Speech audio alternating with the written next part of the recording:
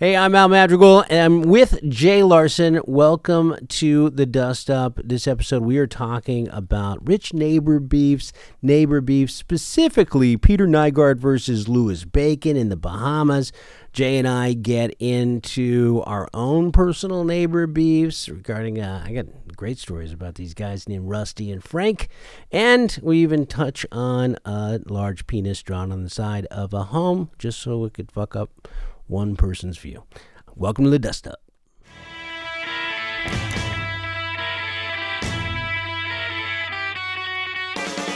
Dust up, dust up, dust up. Ooh, dust up, dust up, dust up. Yeah. We are back. So Jay, what have you been up to? How are you? Al, what's up, buddy? Everything's good, man. Everything's good. Got some new clothes the other day. You know what? I started watching is Shogun. How are you on Shogun? We finished it. Yeah. It's unbelievable. We loved it. It is not what I expected. Speaking of beefs, the whole thing's a beef. The whole thing is a beef, dude. The Anjin, though, the white guy, obviously this English pilot gets, Pilot means boat driver. Yeah, boat captain. They're all scurvied out. Their captain is all screwed up, and they basically stumble into Japan. And the Portuguese are already set up there. And then what happens is that everyone's taken captive. This one guy sort of has a translator, and the way he walks around, he sort of like mumbles his way through it. Which guy? The engine. Yeah. Dude, the way they kill that guy, I mean, the show's sick. It's so well done. But he immediately, everyone's calling each other savages, and then gradually I'm only in episode 3. Oh, okay. Watch it, Al. All right. Watch it. I'm not gonna upset things for you, but it's well worth watching, and a lot of obviously, the whole thing is conflict, and that's what we're here to talk about.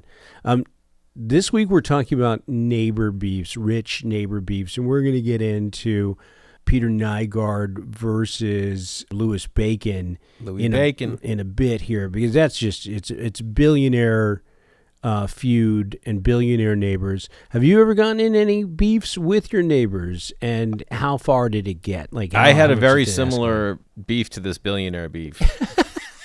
You had a Mayan-inspired compound and with a lot of parties and topless women? You know what I had, Al? So you talked about having gang members in your neighborhood. I used to live in a neighborhood with gang members in Venice, to the point where, like, one day my roommate was like, yo, come here. And I go, what? And he goes, look out the window. And there was this apartment complex next door with like a stair up to the balcony for all the things up there, all the apartments up there.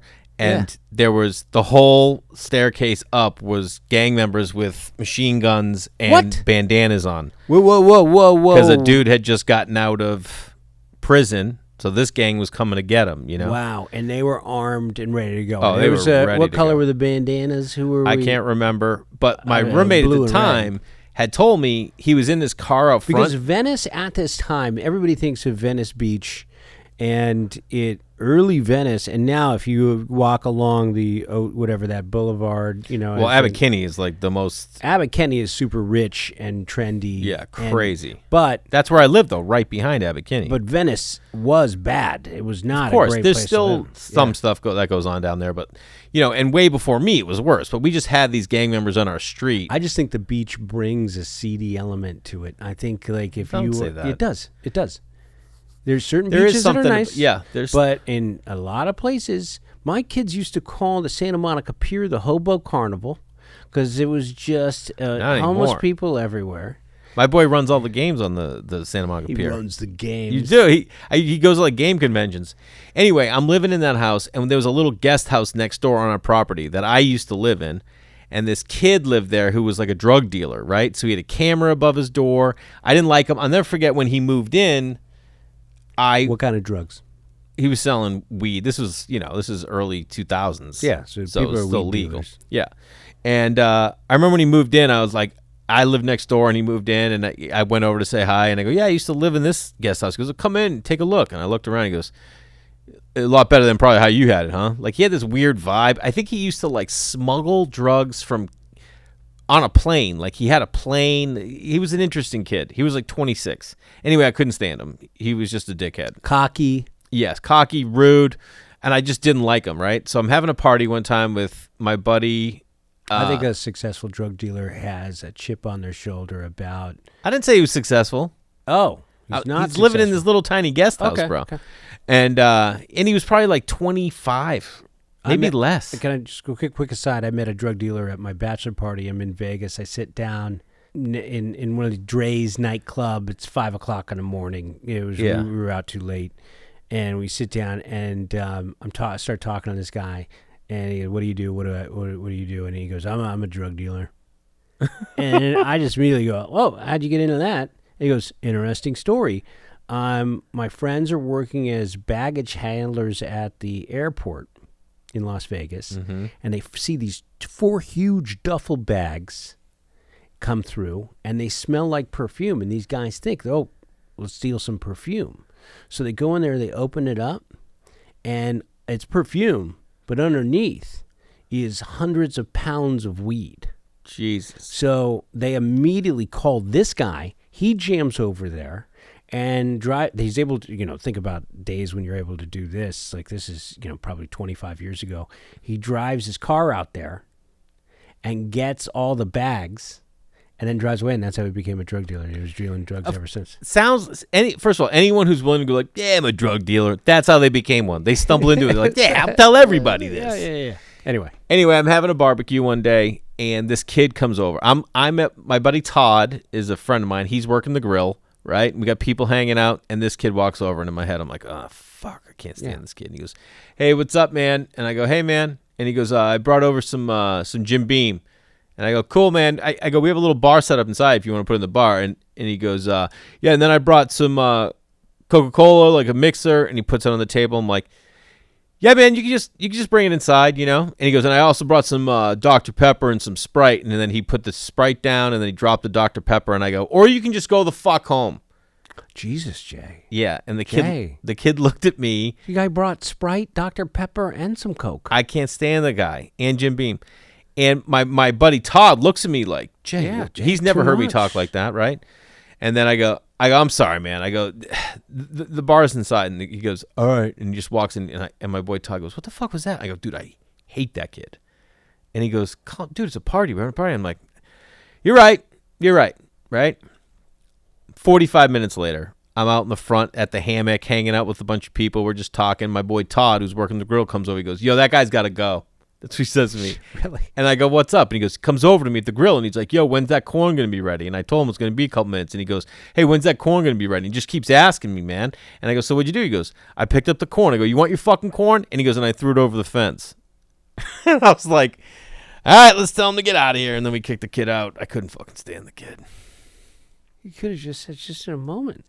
No, I'm telling you, he was trash, dude. Like some people just trash. You just don't vibe early on. Yeah. I get it. I'm sure you've had beef with a lot of neighbors. No, not really. Actually, you'd think I'd have beef with a lot of neighbors.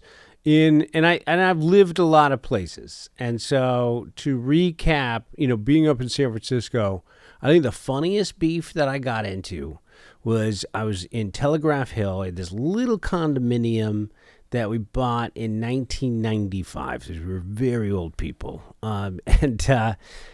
It's where my son was born, but I'm just starting stand-up comedy. I'm working 70 hours a week. I'm exhausted. I drive home. Now, if anybody knows anything about San Francisco or just North Beach or in Telegraph Hill in that area, very hilly. That's where Coit Tower is that you always see. You have a view of the Bay Bridge and you have a view of the Golden Gate Bridge. Amazing. I'm living in a 3-story condo that just has 3 condos. Mm-hmm. But at the top, there's like a penthouse that can see all that view. I'm on the lower level. We bought this little place, and this is when real estate prices are low. And I had this, job working for my parents' family business, firing people, and which again, greatest job ever, craziest job ever. Chased, choked, and they fired over 1,000 people, which worth a whole nother episode. Yeah. So I get home late. I went to work, worked late. I did stand-up comedy. I had not eaten anything for dinner, and I remember I had a burger in a bag. And I'm like 28 years old. And I pull up, and blocking my garage, because I can open up a garage with a remote and pull into my spot, is a big Chevy Blazer just out of nowhere. Mm-hmm. And I go, boom, boom, just honk, like thinking someone's blocking the garage. They're in the place upstairs in the penthouse. And I look up, I ring a couple of the doorbells, especially the upper one, because I know that's where it must be. The middle guy is blind. And he's he can't have friends, a blind guy? But no, he's not. It would make sense for them to park close. You don't want to be walking. He doesn't have any friends. And so I look up, and there's these two dudes up there, and I go, hey, you got to move your fucking car, man. You're blocking my garage. And they go, fuck you. Fuck you. It's like hillbillies almost. Like, and they're yelling at me in these little accents, fuck you. And I go, fuck me? Fuck me? Huh? And I'm pissed. And I pull my car over on the side. I go into my place, put my burger down, and I grab a baseball bat. And so now, like you do. It's not very neighborly, Al. No, hey, we'll be right down. I'm sorry about that. I go, no problem. It's okay. Fuck you. Whole other ball game. We get the bat. So I grab the bat, and I meet the guy halfway. Kristen's like, how was your day, honey? Like, I'll be right back. No Kristen at this point. Oh. So I go marching up these stairs with my bat. Guy meets me halfway. This is Rusty, who I learned, I've become friends with. But full mullet jean shorts. And he's got a Coors Light in one hand. He goes, buddy, hey. Like he's taming an animal. He's got a steak. He goes, this is a cold Coors Light. I just want, hey, listen. Settle down. Shouldn't have yelled fuck you. That was Frank. You're going to meet him later. Just take the Coors Light. We're going to talk about this. Put the bat down. Take the Coors Light. End up meeting these two dudes. I wrote them as characters in a script that I wrote. My first script deal was in 2007 with Fox, and we put the characters of Rusty and Frank next door. That's amazing. They're in tighty-whities throwing hammers at each other. These were these guys. I remember being up there with some comedians, because all the comedians, the young comics in San Francisco, when we all met Rusty and Frank, I'm like, you got to meet these guys upstairs. They were just working in that penthouse. So we had access now to this penthouse with Rusty and Frank, who just they were just doing cocaine, and they were drinking Coors Lights in jean shorts. Oh, so then they didn't even live there. They were just... No, I knew the people. There were two physicians that lived up there that were from... They sent these two guys down, and so I remember we're standing there, and... so you became friends with them? Totally became friends with them. So that's how that ended up, and they were amazing characters. Frank had a whole idea for a puppet show with a full deck, and way. It was bananas. They were the best characters. Jean shorts, mullets, work boots, and they were just there working on a regular basis. Because you know what? You remember the show you remember the shorts we did, me, you, and Scoville? Yeah.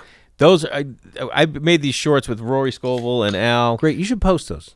I have posted them. I know. Let's repost. Yeah, we can repost them. Yeah, maybe. And then I sold a show based on them. And in the pilot, I wrote the pilot based off of this experience I had with my neighbors. This French lady. There's this old French lady who used to live across the street from us. And I'd be in the shower, and she'd come down my hallway in my house and be like, hello. And I'm like, what are you doing here? Yeah.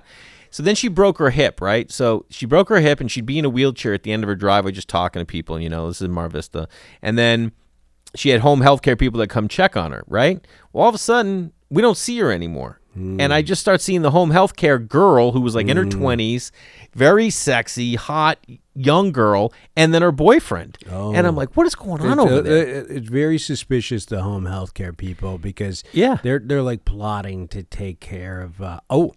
I stumbled upon that this morning, actually. Hold on, let me just finish this. I know, but very, very shady, the people that are watching somebody die and then hovering around. Yeah, exactly. Yeah. So then I don't see, the French lady anymore. And I'm just like, did they... I had read an article in Santa Monica, these people that were killing old people and taking the Social Security numbers. So that's what I thought happened. I called the cops. Literally called the cops, and I said, I think the people across the street have murdered my neighbor. Holy shit. And I think you need to go, check it out. And they're like, okay. And they came over, and I'm at my house. I see them go over. They take the guy, the home health care girl and her boyfriend out front, and then they go and they check the whole house, and then they say goodbye to them, and then they come over to my house. And I'm like, what are you doing? Don't come over here. They ratted you out. The cops are like, hey, just want to let you know nothing's going on. The woman passed away, and the trust is asking them to watch the house until they can sell it. I'm like, well, dude, now they know it was me that called. And it was awkward after that. Whoa. Ew. I live in a great block right now where everybody looks out after each other. We had the neighbors called me one day and said we just saw a U-Haul pull up one of the guys, really old couple. We just saw a U-Haul go up there, and we were too scared to go check it. Can you go check it?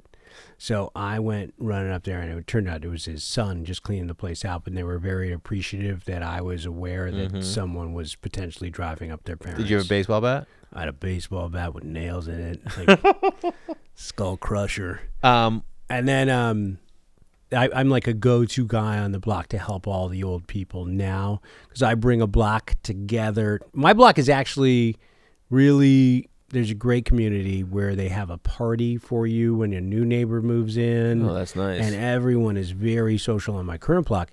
And it was like that for me on our old block, and that's actually where ATC President Mike Bertolino lives. That's how we met, because he was 3 doors down.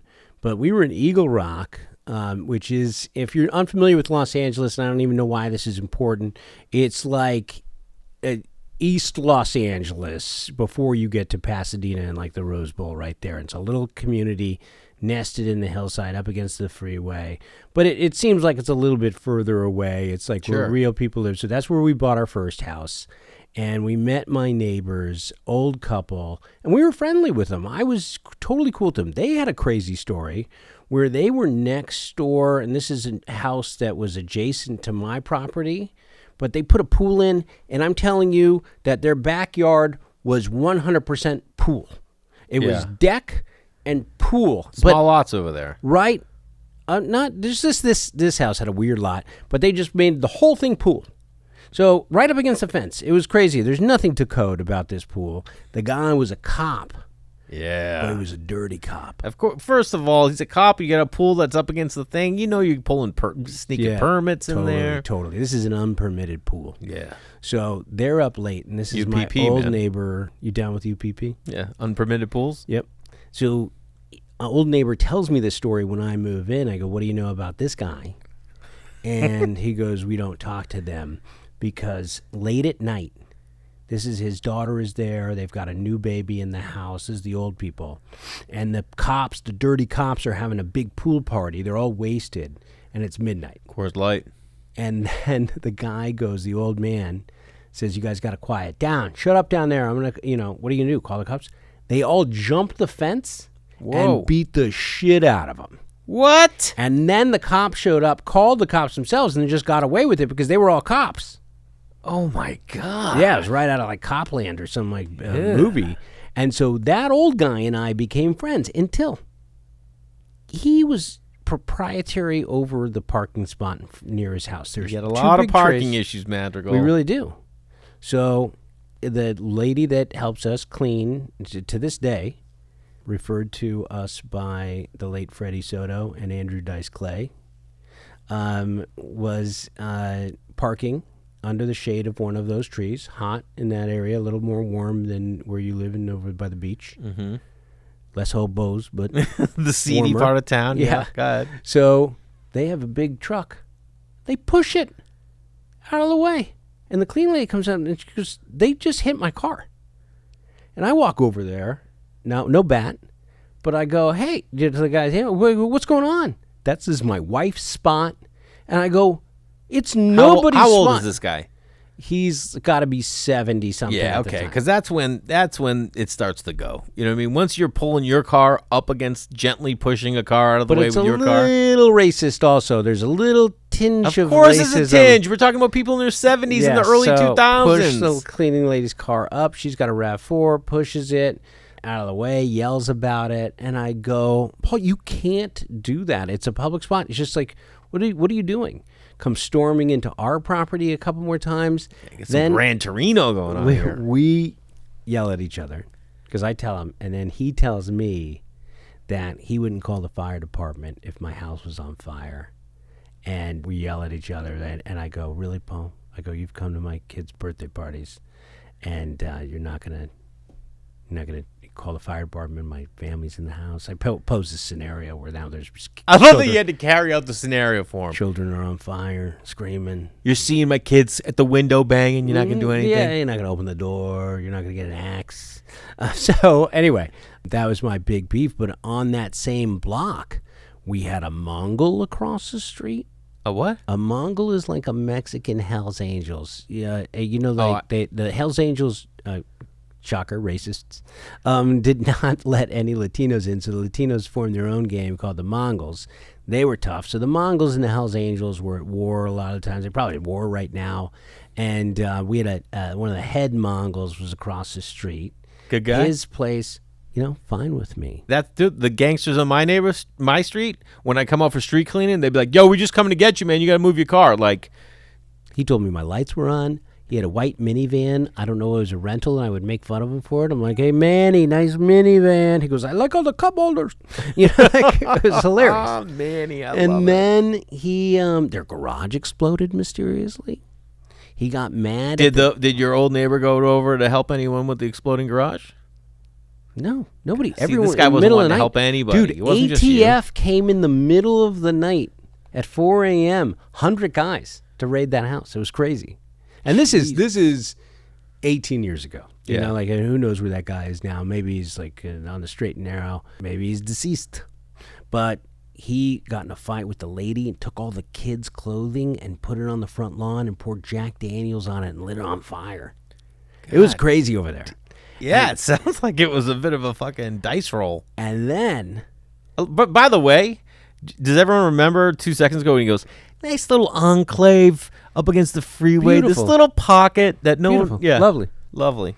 And then across the street, we had a famous DJ rapper who I will not name, who was very famous, and who lived there. The record company rented the house for him, and his wife, when they moved in, we used to get along, but I remember coming over, and I said, "Hey, I'm going to walk the kids up to the park. I'm not sure if you want to go." And his wife told the husband that I was trying to hit on her. So that was contentious for a little bit. No.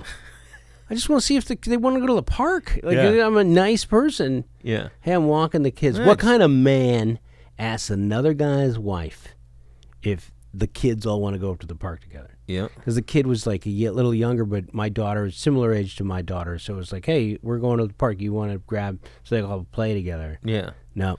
Surprised you didn't stop by Manny's, See if Manny want to go roll up bring there everybody too. with us. Yeah. Bring some children's clothes, light them on fire. Just chill day. Just Yeah. a chill day. Anyway, so for the most part, now it's like trees, and that's what we kind of get into with our big beef of today's Dust Up, which is Peter Nygard versus Louis Bacon. What do you know about this? Because I know Bacon. Well, I know that they're both billionaires, okay? I know that Bacon is a hedge fund manager Correct. worth like $1.9 billion. And some of the other properties he has are amazing. Yeah, so these guys are flying all over the They're PJing it. They're not normal people. They have properties everywhere. They own islands. But this whole thing goes down in the Bahamas, where both men own vast estates. And Not that vast. I mean, big, but the houses are close to each other. The houses are close to each other, but Nygard's compound was a replica of like a Mayan sort of pyramids and huge dance floors. And he's having bigger parties. Well, he's also... he was a clothing magnate, right? So he's from Canada. He grew up, first of all, let's talk about two things, because this is a lot of clothing magnate from Canada. These people don't know how to... Guy's a billionaire. Sure. But he came from nothing. So you got Bacon, who is a rich family from North Carolina. Their family had money always. And then you got this dude who grew up, when he came over to Canada, he was living like in a coal box. You know what I mean? They had nothing. Yep. So then he, started his first company when he was like 24 years old, bought in, started this clothing brand. And, it's not like he does in high-end fashion, but he's in like 200 stores. Who knows? He's a billionaire in clothing. Yeah. So what my point being, sometimes, You got this refined billionaire hedge fund manager, wants a peaceful life down there. He just wants to go down there. It's a vacation house, although he had his kids in school down there. And then you got this other guy who might be a little tacky. Tacky, but also just like a predator as well. So yeah, it's that going to came get to light. revealed later on that this guy's paying women to go over there and have these big parties. Very and Jeffrey topless. Epstein. Yes, a very Epstein-y. Epstein-y. Epstein-y. So you're going to look up, we'll show a picture of, this is Peter Nygard, and he kind of looks like a vampire a little bit. Oh, He's like yeah. a Canadian vampire. They said in this one article, he takes like 50 pills a day. He's had every single procedure you can possibly, like he believes that he can maintain youth by taking medication and doing procedures. Sure, he's on the HGH. He did steroids every other day, it said, up until his like 70s. Sure. Dude was benching 250 for like 24 reps. He crushed at the NFL Combine. But he looks like a vampire who's got his slicked hair back, Yeah, and he he looks looks gross. like a gross creep perv. And sure enough, he's a gross creep perv. And so he's having all these perv parties over, and it all starts because there is like a place where his party goers would do what, like a U-turn or park. Well, what happened was Bacon and Nygard, they are out. So Nygard's all the way to the end of this point or peninsula. You know, they have the ocean on one side and they have like a bay on the other side. And then it's Bacon over here. They share a driveway. They share a driveway and street combined. So like the street is pretty much both of their driveway because they're the last two properties. And they share this street. And when Nygard's having parties, now I will say this, because Nygard would throw these parties and he invited everybody. You know what I mean? Athletes from the Bahamas, models. He was people flying in, but then he was also like all the Who's workers. athletes from the Bahamas? Usain Bolt? Yeah, he's they got one guy. and he ran there. He didn't even yeah, bark. yeah. But like he was bringing like workers from hotels. He had like he was just throwing ragers over, yeah. all night. He didn't care. That's how big his property was, and that's what he wanted. He wanted to Which, throw. if you're a billionaire and you're a single man, you know, you want to mix it up with the lady. I get it. Have But parties. you do it in Ibiza. You don't do it here. This is like a quiet Sure. community where billionaires are like, hey, we just like to get up and have egg and toast. You know what I mean? Mm-hmm. This dude's still doing blow off people's dicks at like 4 a.m.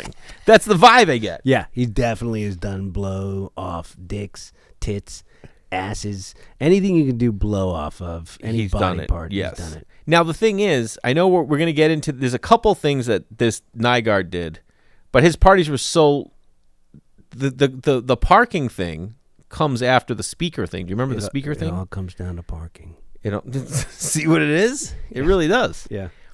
But they got along, but I think at the end, is it a race thing where Bacon's like, look at this trash. He's got this trashy house. Also, Bacon donating tons of money to like these foundations to preserve the environment. You know what I mean? Which is ridiculous also because you're flying between all of your 100%. properties. Yeah. So, yeah, you got to pay for a lot of carbon offsettings. Yeah, carbon offset. Sure. Anyway, okay. So they have this feud over this sort of driveway inlet thing that Bacon blocks, creates a wall that creates a ditch that Nygard likens to a toilet. It is filled Collecting with water. mosquitoes, and smells like shit. Like Yeah. any standing. By the way, just knowing what I know about home improvement, you get a little sub pump in there, boom, boom, boom. But how often? You know, how often is it raining down there in the Bahamas? I'm just saying that the pump exists in the ground with some quality Yep. drains, and it's not an issue anymore. He certainly got the money for it. He owns properties all over the world. He's a billionaire. He can afford maybe a $25,000 pump job. And this is the thing. Bacon wanted privacy, so he put that wall up, and then what he did was he put that bump in the road to slow people down or to prevent parking, or he put the walls up to go to the edge of the road so no one could park, okay, just like the pool in your neighbor's backyard, up to the fence. And then he put this little ravine in, which I see sometimes, but I think his is pretty severe, so that cars had to slow down is what I think that's why it was put in. Got it. And then Some people put a bump. He put a fucking dip. he put a dip, and then it started collecting water, and then Nygard started throwing a fit over it. Yes. And started attacking Bacon with a variety of campaigns. Well, before these campaigns, there was one thing in here that I thought was crazy. What? So Nygard would have these parties, and Bacon was like, how can I go about this? So what he does is he gets like military grade speakers, Yep. puts them at the edge of his property, thinking he could create some sort of white noise to block out the noise from the parties, and that didn't work. So he had like screaming, screeching sounds coming out of the speakers to torture like Nygard and his guests. Well, I looked into some other neighbor beefs, and it's really interesting about the speakers because I was reading about a couple in Laguna Beach. There's another millionaire fight. What they did, they just played the Gilligan's Island theme song over and over and over again, just on repeat God. to torture the neighbor who put in an art installation that they didn't like. And so you have rich people with disposable incomes buying military-grade speakers, and so now he's just screeching at them. So now it's a full-on beef. Doesn't he also call the city on them? The city, it's the Bahamas, but was he trying to... This guy Nygard has this Maya-inspired pyramids and 1,000-square-foot dance floors. Yeah, now, there's another thing. So Nygard wanted more land, more beach. So he got like this. First of all, part of like the things he grew, he was Canadian. He brought a barge in to build the world's biggest sauna. So he moved from Denmark, I believe, to Canada when he was super young. Yep. So like they're all about their sauna. So he had this giant sauna built. But then he had this like barge sitting in the water that would suck up sand and then dump it onto the edge of his land. Creating more land, creating beach. That's what they're like doing in Dubai. Yeah. Do you know what his property? You ready for this? When he moved in there, his property was 3.25 acres. Yeah. Okay. Do you know what it was after doing his whole I thing? do not know what is the number. Think about how much sand. You ever been? Do you roughly know what an acre looks like? Yeah. It's Okay. a large piece of land. Large piece, almost a football field, I think. Pretty close. Maybe not as wide, but maybe as long. 6.1 acres. Holy shit. He almost doubled the size of his property, which, so now it's decimating like the bottom of this water. And you've got Bacon, who's this environmentalist. That's what who I'm claims talking to be, about. And so he's watching this guy destroy these protected areas. You Yep. know, and a reef is there. And so Now, all the people that lived around there couldn't stand Nygard because they thought he was trash, but all the people that worked in hotels and they all loved him because he would invite him to the parties. I Sure. think he probably threw his money around. You got a real conflict head to head, and like who do you side with? yeah, there's nothing you can do when he's enlisted he's got the love of the community supporting him. And his house burned down. There was a fire. Nygard's like 3/4 of his house burnt down. He was like living in an office when he would come down there to visit. And he subsequently blamed Bacon for the fire. He thinks like Bacon put him up for the fire. Then Nygard had him investigated by they had a raid on his house because he said that he killed the guy that works the guard shack. That's insane. So Complete insanity. they're going back and forth. That's when Nygard goes ballistic with his campaign. And so Full campaign. orchestrates a march or a little Like a little parade kind of. parade. Bacon must go Yep. in the town. So now this guy just wants to go to the grocery store. Do you think Bacon goes to the grocery store? I think there they might. No, Yes. I don't know. I mean, yes, they do. It's the way they make it out to be like, his kids go to school down there. It's like a very quiet community. They what wanted say. to just go and go to a restaurant, go do whatever in town where he's turned all of the people, this entire community, against him. He has a billboard in his yard that faces the water saying that Bacon is trash. I don't remember what it says, but Bacon can see it from his yard. It accused him of being in the KKK. Mm-hmm. Because you could go back and his last name in North Carolina, like his great grandfather could have been in the KKK. They all were. Yeah. You're going to blanket statement everyone in North Carolina, huh, Al? Everybody. My Aunt Lil was out in the country on a picnic with her husband at the time, and they were just sitting in they had like a station wagon flap down. Now she lived to 102 and she died about 15 years ago. Okay, so you have an idea of when this might have been. and they saw a KK rally happening. Like, they were out there. This is what the family what if all of a sudden I find out my great aunt Lil was like, yeah, she was in the KKK. You should probably do one of those Ancestry.coms or something, or 23andMe to figure that shit out. I've done that, but they don't come back and be like, yeah, your whole family was in the KKK. Everybody comes back a scumbag. Yeah, you're like, oh. So how does it end up for Nygard? Because Nygard, when you look at where he is now, should have just shut the fuck up about the shut law. up. But he's an idiot. Look up pictures. We should show some pictures of Peter Nygard at parties. You know that Epstein, when you said Epstein, it's very akin to that. So sex trafficking allegations come to light. Then once those come to light, rape allegations come to light. 5 women. He has this woman that is his girlfriend who's like his madam. They've all got these little, like, assistants. Collectors. Perv assistants. Yeah. So, in doing this, so he's currently in jail. Yeah, because they investigated. They found out that there was sex trafficking, taking people down there. From ages 16 to 28, he got accused of rape or sexual assault. He had like a bedroom off of the office at his like office buildings in Canada. At some point, why not just move? Bacon finally goes, fuck it. I'm just going to put the house up, and then Nygard hit him up and was like, hey man, you want to just bury the hatchet? He's like, bury the hatchet, dude. I'm leaving. If you want, why don't you buy the house? I'll sell it to you for $35 million, which would have been under market value, just so he could get rid of it. Because I don't know why I want to do that, but I'm just going to do it. And Nygard was like, nope, I'm not going to buy it from you. He's like, he wanted to like keep it going. Like he thrived on it. It's weird. I think that the reason why I don't really have any neighbor beefs, other than I just You just named 3, Al. But I became friends with Rusty and Frank. Yes. I think Rusty's passed away. God rest his soul. Yes. I think with my other situation, you moved away. We moved. Yeah. But they instigated that. I don't want any problems with my neighbors. I don't either. Because we are in such but other people, they've got them going. I wanted to close with this. I Googled neighbor feuds. Mm-hmm. And the results are endless. I just wanted to what came up.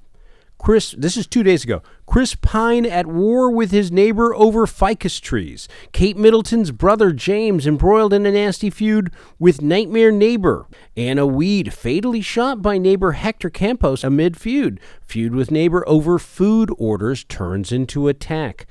Over food orders. You know what it is? Because their food probably got delivered to the wrong house. Man faces murder charge after dispute between neighbors in Poikiana turns deadly. Pennsylvania man charged with killing neighbor after feud over loud snoring at Hatboro, police say. Killed after snoring. This guy's snoring so loud in his place that somebody just go there and kill him. You could buy him one of those sleep apnea things. It led to something. But you know the other thing with these trees is this, man. Your tree could be in your property, but if your branches go over to someone else's, that becomes a feud. Yeah. I remember there's this great house in my neighborhood, and I remember like when it was a house, and then it got torn down, and they were building a new house. And the family put a sign up that said, new house, same family. Trying to let the neighborhood know, hey, we're not just some rich contractor. No, some contractor that's going to bulldoze. Yeah, we're building our home. And so my friend's friend from San Francisco went to the same high school as you. My friend, his friend lives behind these people, and I went there for a kid's party because his kid and my kid went to the same school. And I go, hey, I love this house behind you. He goes, yeah, fuck them. They're trying to tell us that our land is up against on their land, and like because probably when they redid the house, they found out like, oh, your fence is on our land. That happened to us when we moved into our place. They reassessed the property line, and they came over like 12 feet. And then there's a thing where if they had built their fence onto your land, after a certain amount of time, it doesn't matter what it legally says. If it's been there that long, they get it. And you're maintaining the property. It's unbelievable. Yes, it's crazy. I want to get into some neighbor beefs now that I'm hearing all this. Do it. Neighbor put up disturbing art display over tree trimming dispute. And then this one. So I heard when I was at a party in Hollywood when I first got to LA, a fancy Hollywood party, a lot of celebs. and we were there. And the guy goes, interesting story about this house down here. When they built this place, they were so pissed off that the construction lasting forever and how big the house was, that the people who lived there, and only this house could see it, had someone come in and draw a gigantic dick on the back of their property. Oh, just so when they looked down, all they saw to spoil their view was just a huge dick. God. Can you imagine? Again, going through that sort of expense. And I think there was lawsuits over that. This is a good one to close on. Pennsylvania man fatally shot by neighbor after bitter feud involving dogs and jet skis. Dogs and, I mean, well, it just tells you everything you need to know there. It's like a Danny McBride. Anybody who needs to have a jet ski. Jet ski guys brawl. Yeah. Jet skis guys got beefs. And I can tell you what kind of dogs they got right away. Yep, it sounds like Rusty and Frank. Those are Rusty. But for Rusty and Frank, we're just playing a character. Yeah. That's not who they are. It is not new who they are. Thank you very much for listening to The Dust Up. I'm Al Madrigal. This is Jay Larson. You can find Jay Larson at Jay Larson Comedy on Instagram. All social media, as well as Al Madrigal Comedy on TikTok, Al Madrigal on, Instagram? Everything. Just Google me. Continue to listen and rate, review, subscribe, share with friends. The more, the better. And we're building this thing, and we really appreciate you guys joining us on this journey as we become better at doing the show. And I think this is a great episode. I loved it, Al. I always love hanging with you. All right. That's it. That takes out to the flat trackers. Yeah, that's... Dust Up. Dust Up.